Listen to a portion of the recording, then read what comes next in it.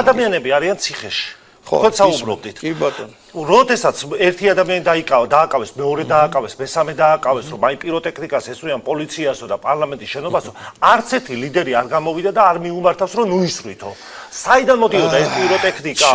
ხო, აღმოჩნდა, რომ ეს არის ფაქტი, რომ ამის გამო მომისმენთ, ვახო, თქვენ მართლა გგონიათ, რომ ის 50-ზე მეტი ბრწყინვალე ახალგაზრდა, რომელიც ციხეში კი არ არის.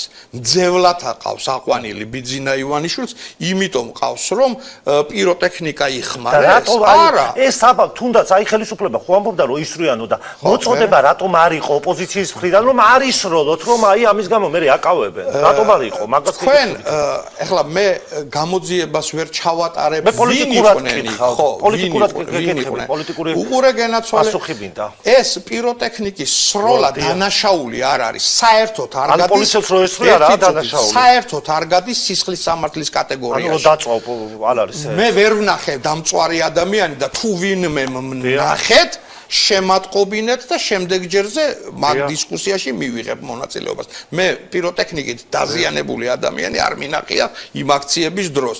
მეორეც ეგერთი ბავშვები ამ პიროტექნიკას ისროდნენ მაშინ, როდესაც ხდებოდა შემთხვევით ხო არა გვაქვს კადრები დამშავებული პოლიციელების. როდესაც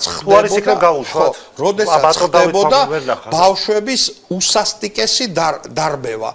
და მაშინ ვითარება იყო აბსოლუტურად უკონტროლო, იმიტომ რომ აი ხოცვაჟლეტაზე იყვნენ უბრალოდ გადამოსული. ზალადობა და დასაგმობია ვისი მხრიდანაც არ უნდა იყოს. ბავშვები არ ზალადობდნენ. ხო არა, პოლიციელებზე რო ამბობთ რომ არ დაშავებულანო, ამას მართლა ამბობთ ბატონო დავით არ გინახავთ. არის საშუალება რომ გავუშვათ კადრების.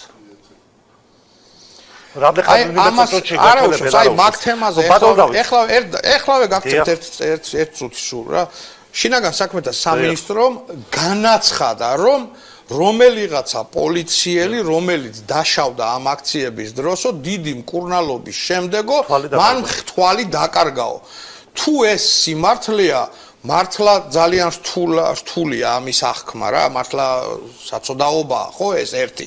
მაგრამ მე პირდაპირ ვიტყვი რომ სანამ ამის მტკიცებულებას არ წარმოადგენენ, ხო? მე ვამბობ რომ დაშავებული პოლიციელების კადრებს თუ გაჩვენებთ, აი ეს კადრები ბატონო. ხელისუფლება არის ცრუპენტელა, მაიმუნი, მატყუარა და უბრალოდ ცდილობს ითამაშოს ადამიანების სენტიმენტებზე. სად არის აქ დაშავებული პოლიციელი? ფოტო მასალას გთხოვთ თუ შეგიძლიათ რომ მოძებნოთ. ინტერნეტშიც არის და შევეცდებით რომ კი ბატონო, მე მგონი ვერ მაჩვენებთ, მაგრამ მაინც ვიტოვებ უფლებას, რომ დაველოდო, იქნებ მართლა რამე მაჩვენოთ. ეს ერთი, მაგრამ როდესაც დაშავებულ პოლიციელზე გველაპარაკებიან და სასიკვდილოდ გამეტებული ბავშვების წინააღმდეგ ჩადენილი დანაშაულის არც ერთი სუბიექტი არ არის დაიჯილი და სამართალში მიცემული და არ არის არაფერი გამოძიებული, მე ვთვლი, რომ აი ეს მასკარადია უბრალოდ დაშავებულ პოლიციელებზე ლაპარაკი. აბსოლუტურად. იმიტომ რომ იქით არის ბოროტება, თან მე არც ავარ დარწმუნებული, რომ ის ადამიანები პოლიციელები იყვნენ. აბა ვინ იყვნენ? ისინი იყვნენ ან დაქირავებული სპორტსმენები, ან დაქირავებული ქოც აქტივისტები და ასე შემდეგ. იმიტომ რომ ამის ბევრი მტკიცებულება არსებობს. აგერ გორიდან ყავდათ ჩამოყვანილი მოჭიდავეები და ჩააცვეს იმის, რა ქვია, პოლიციის ფორმა და ბავშვებს აცემინებდნენ და რამდენი ეგეთი ფაქტია. აქ ინტერნეტშიც იზრდება ძალიან მარტივად, როდესაც დასახიჩრებული პოლიციელები. ძალიან მარტივად ეს დასახიჩრებას ნიშნავს. არ არის ეს დაზიანებაა, ეს არ არის. ანუ ეს დაზიანებაა, კი ბატონო, გეთახმებით რომ დაზიანებაა, მაგრამ მე ერთი წუთით ვახო, მე არა ვარ დარწმუნებული, რომ აი ეს ფოტო აქციაზე დაზიანებული პოლიციელის ფოტოა.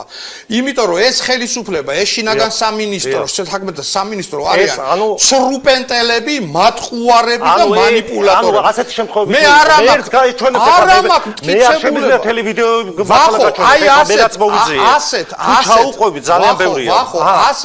ასეთ მასალას ფეიკებს მილიონს შეხვდებით ინტერნეტში. ესეც ფეიკი მგონია. მგონია კი არა, დარწმუნებული ანუ პოლიციელები არ დაშავებულა. არა, და აი ეს ფოტოები საერთოდ ტყუილია და თუ არ არის ტყუილი, მაშინ მტკიცებულებები დაგვიდონ ამ ნაძირლებმა. აი ეს არის ტყუილი და აი ეს არის ტყუილი და ვიზე ვლაპარაკობთ, იცი? ჩვენ ვლაპარაკობთ იმ მარგინალებზე, რომლებიც პოლიტიკოსებად ასაღებენ თავის თავს და ამ დროს, როდესაც ჩვენ დასავლელი პარტნიორები რაღაცა გზავნილებს ამბობენ ან პირდაპირ ეთერში რაღაცას ამბობენ საქართველოზე, ესენი გაყალბებულად თარგმნიან. მაკრონი იძულებული გახდა, როდესაც გამოვიდა ტელევიზიით საქართველოზე სალაპარაკოთ, თვითონვე მოითხოვა, რომ პირდაპირ რეჟიმში მისი სპიჩისთვის დაედოთ ქართული სუბტიტრები, რომ ბიძინა ივანიშვილის მონებს მისი ნალაპარაკები არასწორად არ გადაეთარგმნა და ამ თაღლითების გადამკიდე თქვენ გინდათ, რომ მე დაგიჯეროთ, რომ ეს რეალური არა, ნუ პირობითად ვამბობ, რომ ეს არის ტყუილი. არა, ეს არის ფეიკი, ტყუილი და ნაძირლების გაკეთებული, რომელიც ცდილობენ მოატყუილონ საზოგადოება. აი ეს არის ჩემი